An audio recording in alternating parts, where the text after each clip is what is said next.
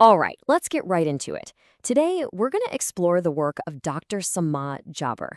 She's a Palestinian psychiatrist with a really challenging idea.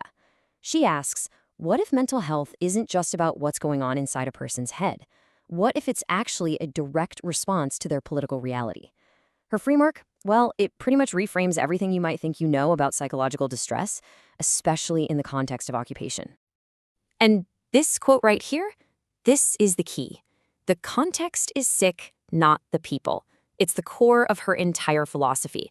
What Dr. Jaber is arguing is that when we look at psychological suffering in Palestine, we're looking in the wrong place. The problem isn't something broken inside the person.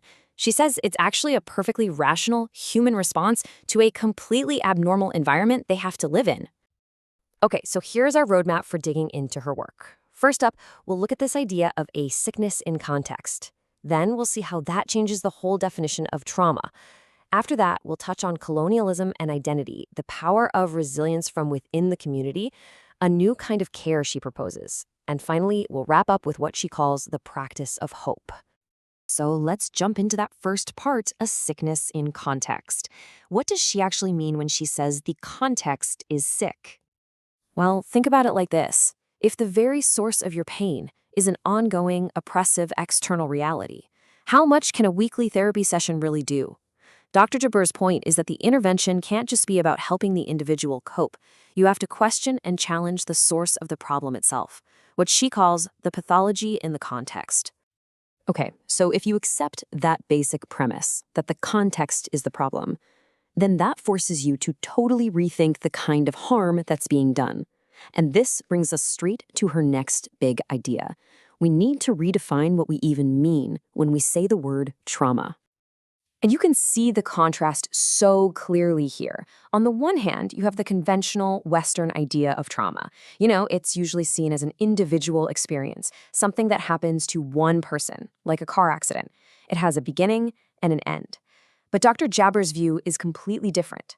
She talks about trauma as something historical and collective. It's not a single event, it's an open, ongoing wound that's been there for over a century. And it doesn't just affect one person, it affects the entire social fabric, the whole community. And that difference is absolutely critical. Why? Because when trauma is collective and it just keeps going, the damage runs so much deeper than just one person's psyche. It starts to erode the very connections between people. It damages the social fabric itself. And that can lead to these huge community-wide problems like mistrust or even a shared internalized feeling of inferiority. And you see, this erosion of the community, it leads to an even deeper, more personal kind of wound. This is where Dr. Habrar argues that colonialism is never just a fight over land. It's also an attack on a person's very identity, their sense of who they are. So how does that actually happen? How does an identity get attacked? Well, Dr. Jaber lays it out in steps. It often starts with forced displacement. People are moved from their homes. Then the social fabric just disappears. Your neighborhood, your neighbors, your job, they're gone.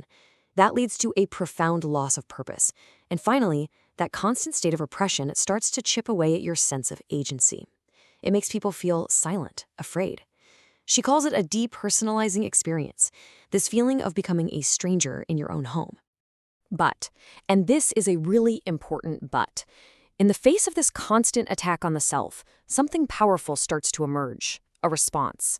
And the amazing thing is, this response, this healing, it's not coming from a doctor's office or a clinic. It's coming from within the community itself. Dr. Jaber saw something truly incredible when the formal health system in Gaza was destroyed. What she saw was this organic solidarity. People just started healing each other. You had teachers and activists setting up groups for kids who'd lost their schools. Women formed these listening circles for mothers who were grieving. The community, out of necessity, became its own healer. And this observation led her to a really fascinating insight. We've all heard of vicarious trauma, right? That's when you start to feel trauma symptoms just from witnessing what happened to someone else. But Dr. Jaber flips that idea on its head. She introduces this powerful concept of vicarious resilience. It's the exact opposite. It's the inspiration, the strength you get from watching someone else's resilience. Seeing them endure and cope actually gives you strength. Okay, so let's put the pieces together. If the root problem is political and the best healing is communal, then what in the world does that mean for a psychiatrist? What's their role? And that question is really at the heart of Dr. Jaber's call for a whole new way of thinking about mental health care. She calls it a decolonial approach, but okay, what does that actually mean? What does it look like in a real-world, practical sense for a doctor trying to help someone? Okay, so at its core, it's pretty simple. It's an approach that refuses to look away from the root cause. It starts by acknowledging that systemic violence is the source of the distress. So instead of slapping a label on a person's pain, calling it a personal dysfunction or some kind of morbidity, it correctly identifies it for what it is: a completely normal reaction to a completely abnormal situation. The goal then isn't just to help the person feel better, but to actively challenge the very structures that are causing the pain in the first place. And this brings us to the final and maybe the most important piece of the puzzle. What is it that sustains all of this? What fuels this incredible resilience, this fight for a different reality? Well, it all comes down to a very specific kind of hope. Now, to be clear, Dr. Jaber is not talking about some naive, sit-back-and-wait kind of hope that everything will just magically be okay. No. She advocates for what she calls critical hope. It's an active hope. It's realistic. It's clear-eyed. It's a hope that understands that quick fixes aren't coming, and that if you're expecting an easy win, you're just setting yourself up for disappointment. And when you adopt this critical hope, your whole definition of success has to change. It's a total mindset shift. The focus isn't on the destination anymore. It's on the journey. You find meaning not necessarily in achieving the final goal in your own lifetime, but in the simple act of being on the right path, the path toward justice and liberation.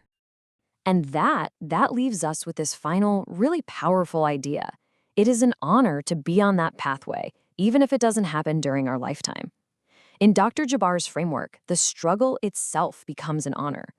It's a deep spiritual belief that has fueled Palestinian endurance for so long. And it suggests the ultimate question isn't when will we win? The real question is, are we willing to walk the path?